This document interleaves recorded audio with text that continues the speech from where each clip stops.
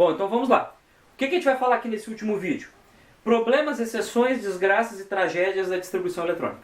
Aqui essa aula é só dos abacaxis, só das encrencas, tá? Até agora eu só botei átomo, distribuição de átomo. Em átomo é barbada. Por quê? O átomo é estável eletricamente. Então a gente tem os X prótons e X elétrons, o mesmo número de prótons e elétrons. Qual é o problema? Se o átomo se envolve lá numa ligação iônica, ele pode ganhar ou pode perder elétrons. Ele pode se converter num ânion negativo, que ganhou elétrons, ou num cátion positivo, que perdeu elétrons.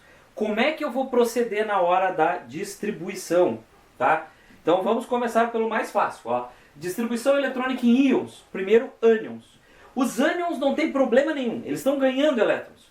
O que a gente tem que fazer? A gente tem que ver quantos elétrons eles ganharam, somar os elétrons que eles já têm, e aí faz a distribuição e segue a vida normalmente. Eu peguei uns exemplinhos aqui para a gente trabalhar. Então olha só, eu peguei o oxigênio menos 2, o ânion bivalente do oxigênio. Então vamos lá, o oxigênio normal tem 8 elétrons.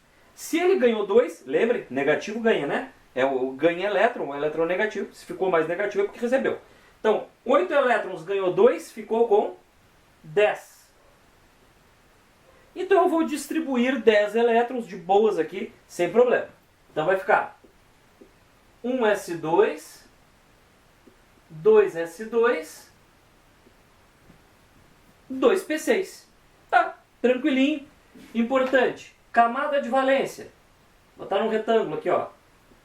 O maior número grande na frente é o número da camada de valência, a camada 2, tá? Então a camada de valência é 2. Se eu quisesse, eu poderia escrever 2s2, 2p6, que aí ficaria bem completinho, tá? Mas se disser que é a camada 2, já satisfaz a camada de valência. Subnível mais energético é o último que eu escrevi. Se o diagrama está na ordem de energia, o último que eu escrevo é o mais energético. Peraí, nada de difícil. O cloreto, cloro menos 1, cloro monovalente. Ó, o cloro tem 17, ganhou 1. O negativo ficou pequenininho, vou aumentar ele. Pronto, fica mais visível. Tá? Ganhou 1. Bom, ficou com 18 elétrons. Lá vou eu para distribuição, normal. 1s2, 2s2, 2p6. Coloquei 10. Ih, falta 8 ainda. Outra seta. 3s2, aliás, mesma seta, 3s2, e aí 3p6. Tá? Ó, 2, 4, 10, 12, 18. Né? A gente soma ali, os expoentes são os elétrons. Né? Fechou 18. A última camada em números é 3. Maior número grande na frente é 3. Fechou aqui. Camada de valência 3. Último distribuído, 3p6, é o meu subnível mais energético.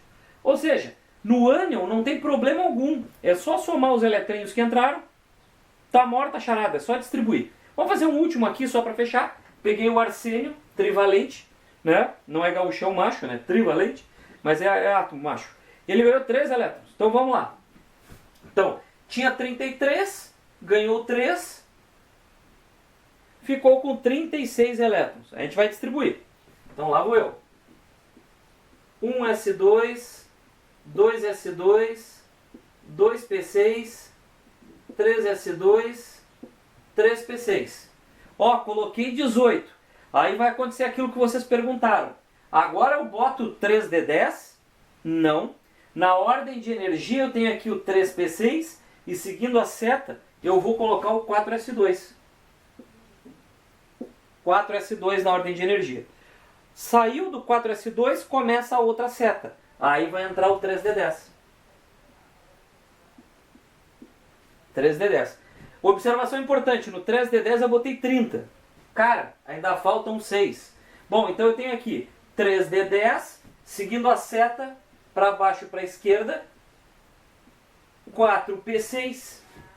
Ó, fechou. 36, né? 2, 4, 10, 12, 18, 20, 36. E agora tomem cuidado.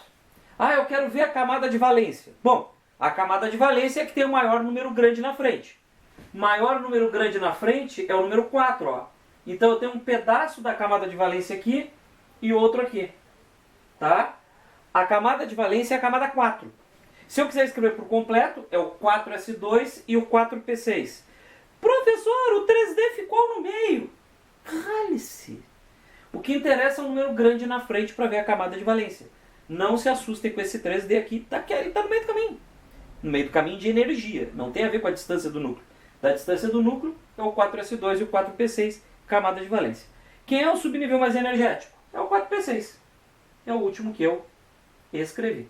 Sem medo de ser feliz, tá morto aí com um ânion, tá? Já aproveitei para falar um pouquinho dessa questão do 3D no meio aí, que vale para os átomos também essa questão do 3D, tá? Mas aqui a gente fechou ânions, é só somar os elétrons e trabalhar normalmente. Bom, cátions.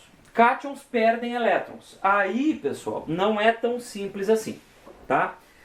Existem elementos chamados representativos, que são os de família A.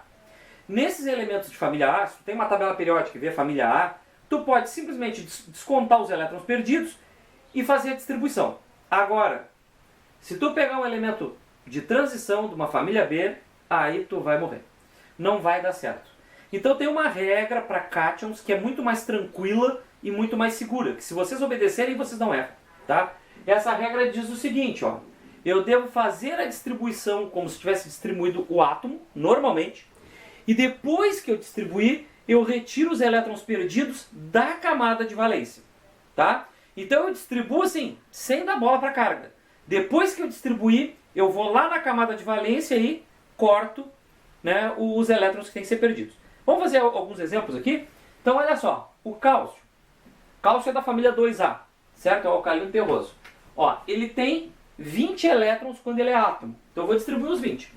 Ó, 1s2, 2s2, 2p6, 3s2, 3p6, 4s2, tá? Só que eu tenho que tirar dele 2 elétrons. Porque ele é um cátion bivalente, ele tem que perder esses 2 elétrons. De onde é que eu tiro os 2 elétrons? Da camada de valência. Camada de valência é que tem o maior número grande na frente. Então aqui é a camada 4. Se eu tenho que tirar 2 elétrons, eu tiro os 2 elétrons daqui, eu acabo eliminando esse 4s2. Tá? Tá feita aí a distribuição do cálcio mais 2. No íon cálcio mais 2, a camada de valência é 3. Olha aqui, ó. Essa aqui é a camada de valência. E o subnível mais energético dele passa a ser esse aqui. Tá? O 4s2 deixou de existir, porque ele perdeu os 2 elétrons. Então o cátion é um pouquinho mais cabeludo. Tá? Vamos fazer mais um? Ó, ferro. Ferro é de família B. Se vocês pegarem o cálcio, descontarem os 2 elétrons no início e fizerem, vocês vão acertar, porque o cálcio é de família A. Só que o ferro é de família B. Se vocês descontarem os elétrons antes, vocês vão se ferrar, tá? Vamos demonstrar por quê? Ó, o ferro, 26. Então lá vou eu. 1s2, 2s2, 2p6, 3s2, 3p6, 4s2. 4s2 é 20. Acabei de fazer aqui para o cálcio. Depois do 4s2, 3d. Mas não é 3d10. Por quê? Porque ele tem 26, então eu boto só 6, fica 3d6. Muito bem, fiz a distribuição do ferro normalmente, e agora eu tenho que tirar os elétrons que ele perde como cátion da camada de valência. Aí olha só, ele tem que perder 2 elétrons, ok? Então olha só, camada de valência é que tem o maior número grande na frente, é o 4 aqui, ó. Ó, 1, 2, 2, 3, 3, 4, 3. A que tem o maior número grande na frente é essa, é 4. Eu tenho que tirar os 2 elétrons daqui. Então eu vou eliminar de novo o 4s2 e vai ficar 3s2, 3p6, 3d6. Agora normalizou a camada 3 ali, tá? Então por isso que nos de transição eu tenho que tirar depois de distribuir, para não me perder. Então olha aqui, ó. Como é que fica a camada de valência do ferro mais 2? Fica esse conjunto aqui, ó. 3s2, 3p6 e 3d6. E o subnível mais energético continua sendo o 3d6, tá? Vamos fazer outro do ferro? O ferro é um elemento daqueles que tem mais de um cátion. Ele apresenta ferro 2 e ferro 3. Então, vamos fazer esse aqui, ó. Os mesmos 26 eu distribuo. 1s2, 2s2, 2p6, 3s2, 3p6, 4s2, 3d6. distribuir normalmente como fiz no anterior. Então vamos lá. Olha só, nesse aqui eu tenho que tirar 3 elétrons, porque ele é ferro 3. Muito bem, fiz a distribuição. Eu lembro que a camada de valência 4 é a que tem o maior número na frente. Bom, eu vou tirar dali os elétrons. Só que aí tem um probleminha a mais. Eu tenho 2 na camada de valência, 2 elétrons, mas eu tenho que tirar 3. Tiro os 2.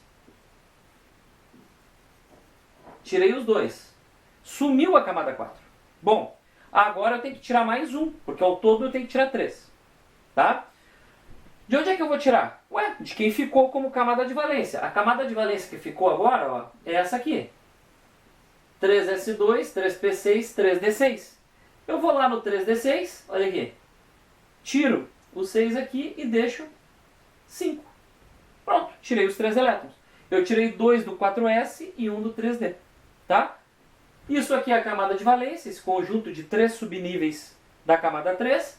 O subnível mais energético agora vai ser 3d5. Tá? Então a gente pegou 2 cátions do ferro, que complica um pouquinho. Vamos falar do alumínio? Alumínio é família A. Eu poderia descontar os elétrons antes, mas eu vou seguir essa regrinha aí, que evita que eu erre. O normal dele é 13. 1s2, 2s2, 2, que P bem feio que eu fiz aqui, 2p6, 3s2, 3p1. Por que P1? Porque tem que fechar 13. 2, 4, 10, 12. Se eu botar o P1, fechou os 13 que eu preciso.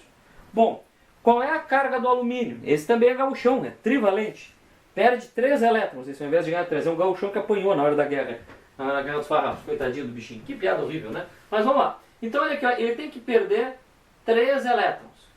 Bom, a camada de valência dele é a 3. E curiosamente ela tem 2 elétrons no S e 1 elétron no P. De onde ela vai perder? Ué, esses 3, para fechar os 3 aqui. Perde aqui 3 elétrons da camada 3, sumiu a camada 3. O alumínio mais 3 é só isso aqui. Camada de valência é o que tem o maior número grande na frente, então passa a ser a camada 2. Subnível mais energético, o último que foi distribuído. Tá?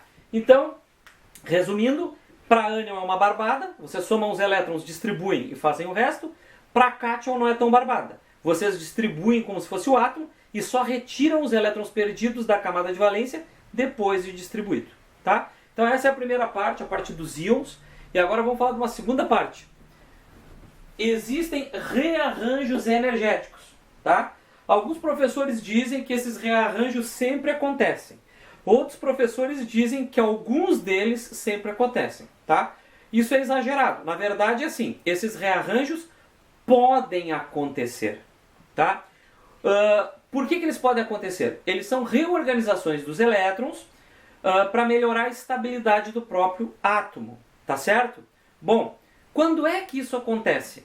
Quando 2 elétrons do S de uma camada podem, num elemento de transição ou transição interna, passar para o subnível D ou F de camadas mais internas. Então, olha só, exemplo.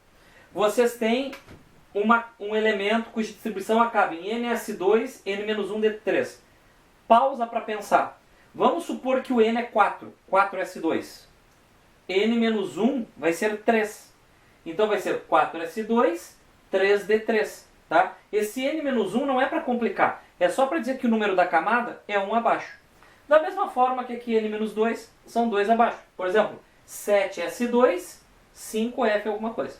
Tá? Então olha só, quando vocês fizeram lá a distribuição, se acabar em S2D3, esses 2 elétrons aqui, ó, do S, podem saltar para o D. Tá? E aí vocês passam a ter NS0, o S fica vazio, e o D fica com 5. Tá? Essa é uma possibilidade. Outra possibilidade é quando é S2, D4. Um elétron do S passa para o D. E aí o S fica com um só e o D fica D5. Então nós já notamos que quando a proximidade do D com os 5 elétrons, que é ficar pela metade, semi-preenchido, parece que tem uma boa estabilidade e isso aqui pode acontecer. Tá? Outra possibilidade do D, que ao invés de ficar preenchido pela metade, semi-preenchido com 5, é ficar totalmente preenchido com 10. Então, olha só, quando vocês tiverem 4S2, 3D8, por exemplo, ou 4S2, 3D9, também, por exemplo, pode passar 2 aqui do S para o D8, e o D8 se converte em D10. Ou pode passar 1 do S para o D9, tá? E ele ficar D10 e o S ficar com um só. Notem que sempre a gente tem que ter esse limite de 2, tá? Se tiver D7, não vai passar 3, porque o S só tem 2, tá? Então tem que tomar esse cuidadinho aí. Bom, vou ser bem franco com vocês. O que é que mais aparece em provas de vestibular e Enem? O que mais aparece são esses do D. Principalmente o D9, tá? O D9 e o D5 aqui. O D9 e o D4, desculpem, passando para D10 e D5, tá? Pode acontecer com F? Olha, analogamente pode acontecer, tá certo? Analogamente pode acontecer. Como o F aguenta 14, ele vai ter uma tendência a ficar com 7 ou com 14, quando for possível. Então, por exemplo, se tiver S2, F5, pode passar os 2 do S, mesma lógica, ó. Pode passar os 2 do S e ficar F7 e zerou o S. Se tiver S2, F6, pode passar 1 do S e fechar com F7, que é o F pela metade, tá? Pode acontecer do F ficar com os 14 fechadinho. Eu vou sair um pouquinho da luz aqui para você enxergar, tá? Pode, ó. Se vocês tiverem 2 e 12, podem passar 2 e aí o F vai fechar com 14, tá? E o mesmo se tiver F13, vai passar um só e aí vai ficar em S1, F14. Os mais importantes para provas e vestibulares, o D9 e o D4, tá? Certo? Por que que isso aí pode acontecer? Para que ocorra um reequilíbrio energético. Isso aí ocorre sempre? Não, não ocorre sempre, mas pode acontecer, tá? Então isso aqui é o pelo do ovo, é a última parte dessas distribuições, para que a gente lide assim, com a exceção da exceção da exceção, para vocês não ficarem despreparados, tá? Muitos professores nem falam disso aqui, nem é tão necessário assim, mas eu falo para não deixar vocês desarmados. Vocês podem fazer provas difíceis aí, mais seletivas, tá bom? Então essa seria a última partezinha, daqui a pouco